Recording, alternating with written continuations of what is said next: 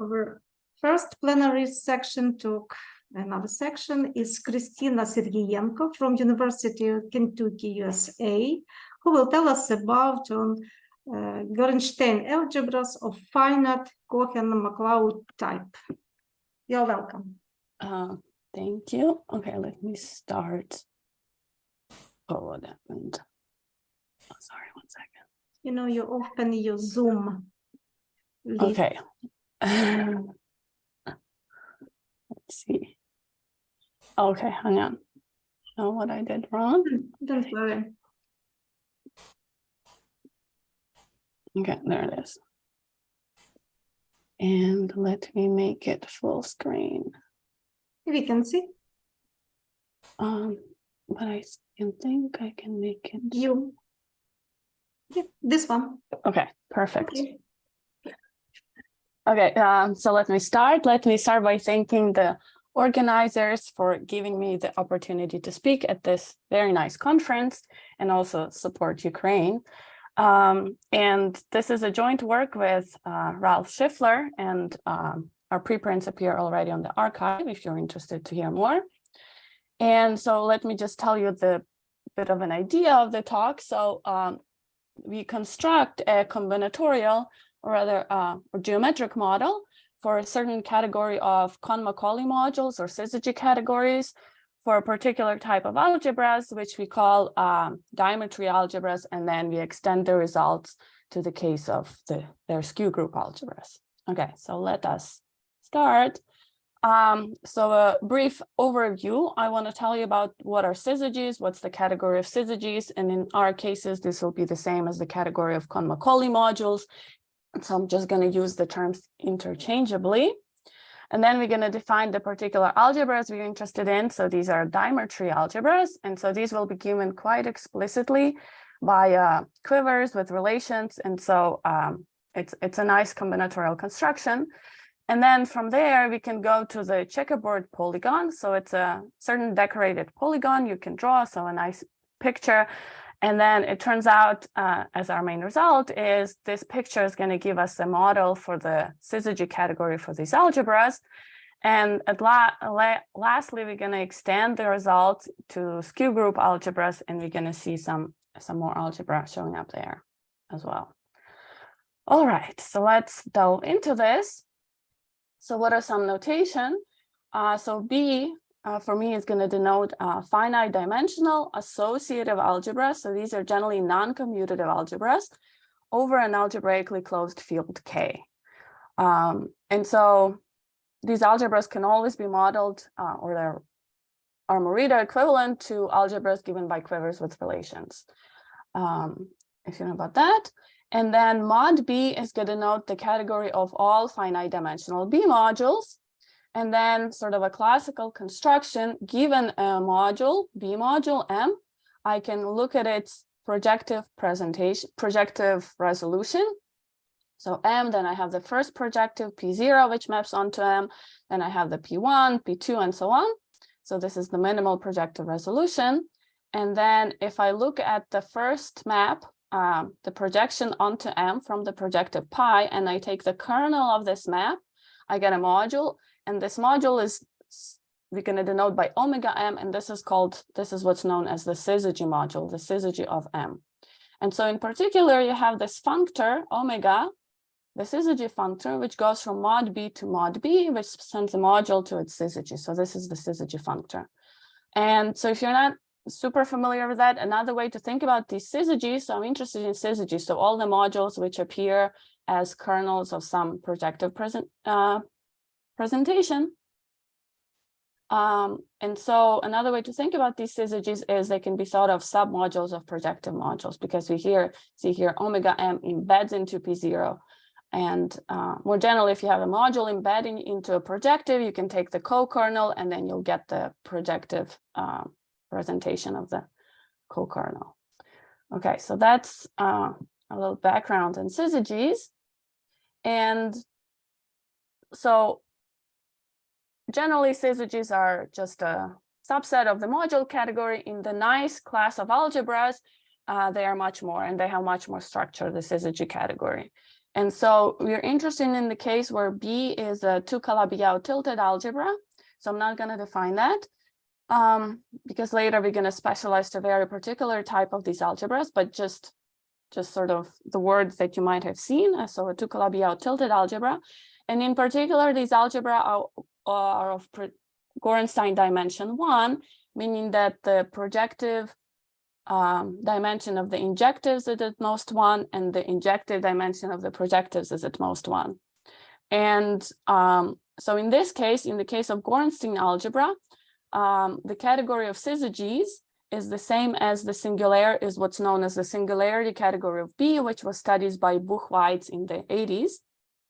And in particular, it can be defined as the bounded derived category of mod B modulo the finite complexes of projectives. Also in this case, the category of syzygies, which is the same as the singularity category, coincides with the category of maximal Cohen-Macaulay modules. And so this can be defined as the set of all B modules that have no extensions with projectives, no extensions in any degree.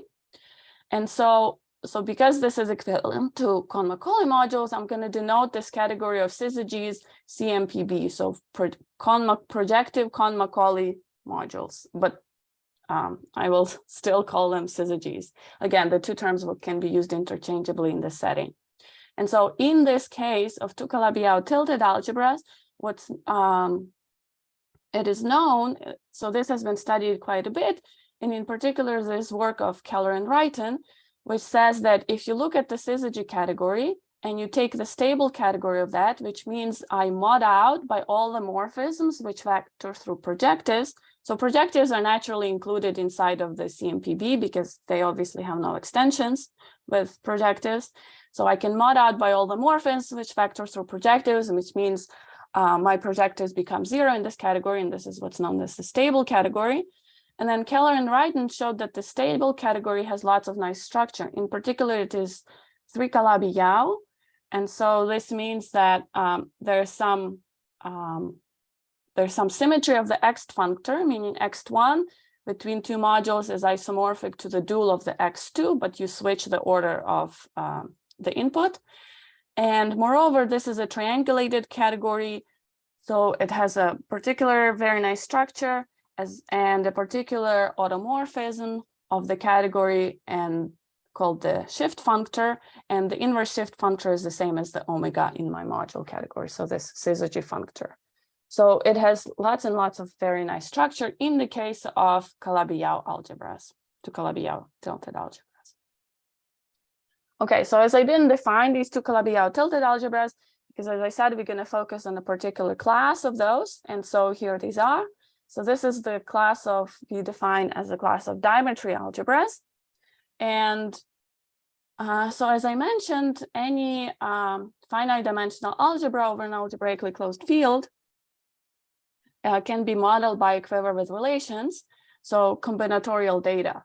So I have so it is a path algebra over quiver Q, meaning that it's a K vector space where the paths in the quiver are the basis elements, and then multiplications given by composition or concatenation of paths, and then modulo some ideal. And so I'm going to...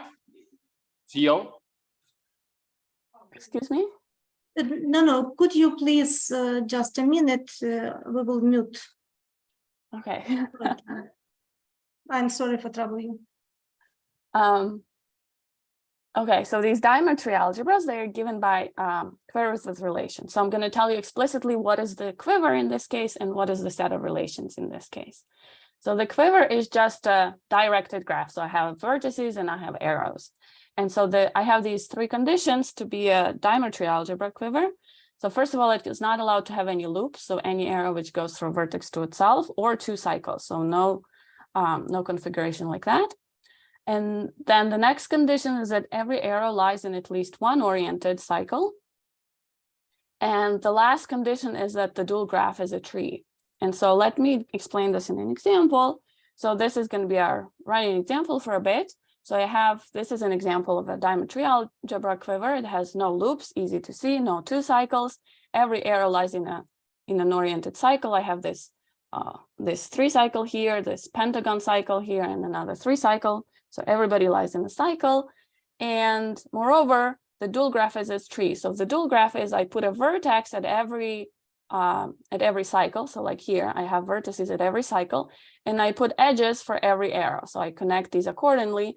And if this dual graph is a tree, meaning it has no cycles, then this is the condition we require. So this is an example of a Diamondtree quiver.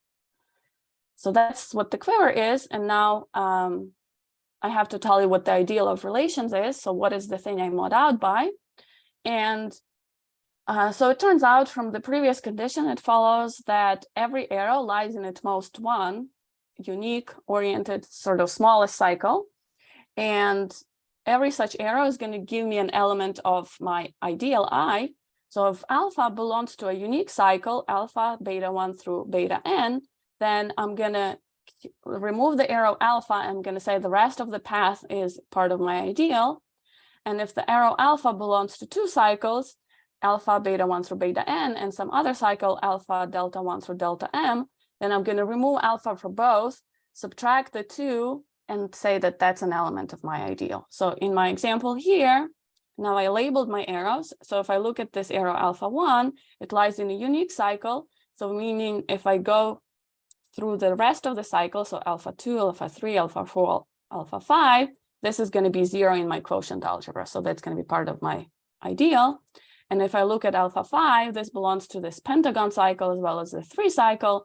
So I'm going to say that alpha 1, I'm going to do alpha 1, alpha 2, alpha 3, alpha 4 was going to equal to beta 1, beta 2, because there are differences in the ideal now. So I have these commutativity relations, what we call them, and some 0 relations as well. And so then the dimer algebra B is given as the path algebra over the quiver modulo these relations. So if I didn't have any relations, my algebra would be infinite dimensional because I have cycles. So my path can go infinitely many times around. And so that's an infinite dimensional algebra. But because I have these relations, we can show that once you impose these relations, there's at most one path from any one vertex to the next, which really implies that the quotient algebra is really finite dimensional, which is nice. But moreover, the representation theory of B is highly non-trivial. I don't impose any restrictions on the number of arrows, for example, at any vertex. So these algebras are generally of wild representation type. And so this means there's no way we can hope to understand all of its modules explicitly or in some concrete way. So it kind of makes sense to try to restrict to some nice subcategories which we can describe. Okay, so now we have our Diamondtree algebra quiver. We have the relations. Now I want to tell you how do you construct my checkerboard polygon S. And so I won't give you the detailed construction, but I'm going to give you an example and sort of idea of the flavor of the construction. So given such a quiver, I can construct a polygon. So I draw it as a disk with some decoration. So with some arcs drawn in the interior, which capture the structure of this quiver. And so what are these defining properties? So this S is going to always have an even size. So that's important. And it can be constructed from the quiver according to kind of the following correspondences. So first, I have vertices in the quiver. And so here I have 1 through 7 vertices. And these vertices are going to correspond to these arcs or diagonals in my polygon. So now I have 7 different arcs here. So this is 1, this is arc labeled 1, this is arc labeled 2, and so on, these blue arcs. And now the arrows in my quiver correspond to crossings in my polygon. So for example, I have the arc 1 and arc 2 cross. And so you see I have an arrow between 1 and 2. And there's a way to see what the orientation of the arrow is. And for example, 4 and 5 cross, and I have an arrow between 4 and 5, and so on. Now I have cycles in my quiver. That's another important sort of structure block of my quiver. And these are going to correspond to interior shaded regions. So I see you have interior shaded 3 cycle or triangle, pentagon, and another triangle. And these exactly correspond to the triangle, pentagon and triangle in my quiver. And lastly, the boundary shaded regions. I also have these shaded regions on the boundary, and these correspond to arrows which belong to one cycle, so boundary arrows. So for example, I have 1 and 5 here, shaded region on the boundary, and this is a boundary arrow 1, 5 because it lies in a single cycle. And so in this way, you can construct such a polygon. This almost defines it completely. Okay, so once you have such a polygon, with a decoration, there's one more definition we need before stating our theorem, is we need so given an arc gamma, so an arc, I really mean a diagonal, so something which goes from one endpoint to the next. So it's up to homotopy or isotopy with respect to the endpoints. And we call it a two diagonal if it cuts as my polygon into even-sided polygons. So for example, this arc gamma is an example of a two diagonal because it subdivides my polygon S into a hexagon and another hexagon. And so we only want to be interested in arcs which subdivide my polygon into even-sided ones. Okay, so with this notation, we have our main theorem. Our first main theorem is that this polygon S gives a geometric or rather combinatorial model for the syzygy category or the category of Cohen-Macaulay modules over my Diamondtree algebra B. And so how does this correspondence go? Well, so on this side, I have my picture, my combinatorial picture, and this side, I have my category. And so every two diagonal gamma is actually going to correspond to a syzygy, which is going to say M gamma. And how can you read off this M gamma from the combinatorial data? Well, you look at the arc gamma, you look at which arcs of my picture it's going to cross. And there is some direction to the crossing, which we can associate, which I'm not going to have time to discuss. But for each crossing is going to contribute a projective either to this summand or in this degree or in that degree. And so once you collect the summands in the appropriate degree, there is going to exist a map F gamma between them. And once you take the co-kernel of that map, so my M gamma is going to appear here, turns out to be a syzygy. And so in particular, this gives you a projective presentation of my syzygy M sub gamma. So it's not obvious it's a syzygy, but one can indeed show it. So every two diagonal in my polygon is giving me an indecomposable syzygy in the module in this CMP category. Moreover, you have these very nice diagonals on the you also have these this also turns out to be two diagonals, these which are in particular arcs of my sort of decoration, but they are also, one can also draw a two diagonal here. And what does this map do to it? Actually, it sends it to a very special syzygy and sends it to a sort of radical pi, which is the maximal submodule of the projective. And then we also had this omega functor. Remember, it's the inverse shift functor in this category. And this also has a combinatorial interpretation as the rotation. So I take my arc, I look at its endpoint, and then I rotate them, say clockwise one step, and then I get a new arc. And this would correspond to applying the omega functor. I also have interpretation for the morphisms and extensions in this category. So morphism is something called a two pivot, and extensions, so two arcs cross. So that's very nice. So this gives you a complete description of the category in this way. And then as a sort of consequences or corollary, we have the following observations. So as I said already, the algebra B, my Diamondtree algebra, is generally a wild representation type. And these are, for example, the quivers that can appear. So we had a small example to play with, but they can be quite complex. At this one vertex, you can have as many cycles as you want, for example, or you can have this long string of cycles, or you can have a combination, and it can, as long as the tree condition is satisfied, this can be quite complex. But the interesting thing is this category of syzygies is actually a finite type because you only have finitely many two diagonals in your polygon. Remember, we considered up to homotopy. So the category is finite, which is somewhat surprising. Moreover, it has this nice structure of type A. So I'm not going to go into that, but just maybe you probably heard about something like ADE classification. So this is a finite type A category. Moreover, our syzygy functor is periodic because remember, omega corresponds to rotation. And if you rotate in my polygon a certain number of times, you get back to the same arc. And so omega is periodic, where the period is the size of the polygon. And in particular, every syzygy in my category has periodic projective resolutions. And we actually can calculate the resolutions in our models as well. Another interesting thing, which is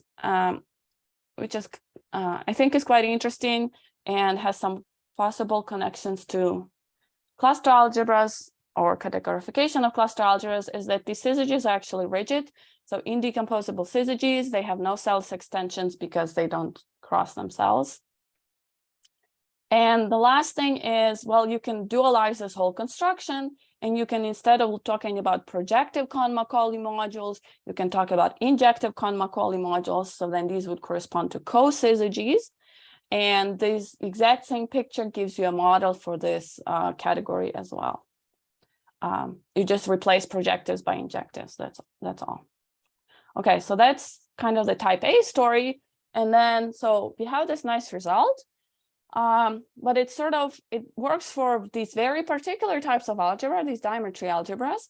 And well, maybe can we extend it a bit further? So can we relax some of the conditions of this Diamondtree algebra? And let's see what happens. So somehow the first condition we try to relax is the tree condition. So we like the Dimer algebra part because you have these cycles and you have this very natural relations. And so this gives you these two Calabi-Yau tilted algebras. And so, but maybe we can relax the tree condition. And so this is kind of the first example, non-trivial, that we tried.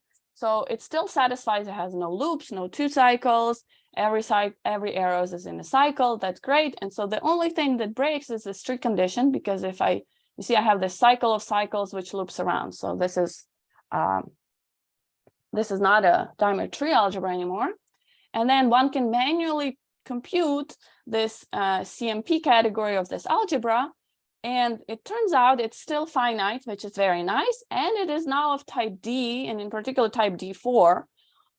Okay, so how can we go from type A to type D? So that's my last part of the story. And sort of one way to do this is via skew group action. So suppose we have this Diamondtree algebra B, and let G be a group action on my algebra, in particular, which then induces an action on the algebra, such that the following conditions are satisfied. The order of the group is 2. G maps vertices to vertices and arrows to arrows, so that's nice. And moreover, we want G to have some fixed points. So suppose G fixes at least one vertex. And then one can construct something called a skew group algebra. So you take your algebra B and then you tensor it with a group algebra KG. Remember, K is our algebraically closed field that we work over. And then it's not just a simple tensor product. There's the skew action. So if you take two elements, you take their product. In the first component, it's not just BB prime, but there's a G interferes, so G acts on B prime. And then the second component, things you just multiply as expected. So these are first considered by the work of Wrighton and Riedman, much more generally. And then more recently for algebras coming from triangulations of surfaces by Amiot and Plamondon. Recently, people have been studying skew group algebras in the case of gentle algebras. And so many dots should be names here. But the thing we're going to care about is when Wrighton and Riedman studied this, then they looked at these two functors, which relate the module category of the original algebra B and its skew group algebra. So you can send the module M and induce it and send it to a module BG, or you can take a module inside the skew group algebra, you restrict the scalars, you just forget the action of the G part, and you get a module over B. And so these functors are actually nice in this case, they're exact. And what we can show is that these functors actually map, if I instead of mapping the whole module category, restrict to the syzygy category, then what happens is these give me correspondences between syzygy categories of B and BG. This is not an equivalence. These are not equivalence functors, but they have very, very nice properties. Somehow, so they're kind of like an equivalence, except they can send indecomposable to a direct sum of modules and vice versa, a direct sum of two modules in this case and vice versa. So that's kind of the only thing which prevents it from being an equivalence. And so for our example, for our class, so suppose we have the Diamondtree algebra, which satisfies this, it has this group action G together with it, and we can say exactly what these algebras look like. So you have such an algebra if and only if it comes from a Diamondtree algebra, which we call, let's say, B dot, together with the choice of a boundary arrow alpha. So suppose this is my B dot, any Diamondtree algebra works. You choose any arrow on sort of the outside, let's say this one. What you do is you double this algebra. So you see here upstairs, I have the same one as I started with. I have the arrow alpha, and I just reflect it below across alpha, and I have another copy. So this is going to give me a Diamondtree algebra together with the group action G, which just sends the top things to the bottom things. And you see the only fixed vertices are the 1 and 2 and the arrow alpha. So every Diamondtree algebra comes from this type of construction. And moreover, if in this case you apply the skew group algebra construction, then it will actually be Morita equivalent to the algebra A we started on the very first slide, whose syzygy category we said is type D. Okay, so this is kind of a way to go from type A to type D between these two. And so, my last slide in our theorem. So if we start with, if you look at this, if we start with an algebra B, Diamondtree algebra together with the action G, we can construct its skew group algebra, and we look at the syzygy category, then the syzygy category is of type D always. And because we have this G action on the quiver, we also get this G action on our decorated polygon B. And so moreover, you can have, so this G action is kind of going to send our polygon to a punctured polygon or punctured disk. So in particular, you get a model for the CMP category given by a checkerboard disk P, and such that all of the correspondences we have from before in type A case carry over to this type D case. So the two arcs, I have to kind of be more careful about how I define these two arcs here. They correspond to indecomposable syzygies. These arcs I in my decoration correspond to radical. Omega is still a rotation. I have irreducible morphism, extension is two pivots and crossing. There's just a bit more, as I said, I'm hiding some things of the, which comes from the orientation of the arcs. But other than that, in our, so just last example, this is our running example. I started with of type D4, and its associated punctured polygon is as follows. You have this shading as well, and so kind of everything carries over. And more lastly, you also have this, they will also have this symmetry, because my quiver has this symmetry because it comes with this group action G. So my polygon as well is going to have this symmetry. Okay, so I'm going to stop here, and thank you very much for your attention.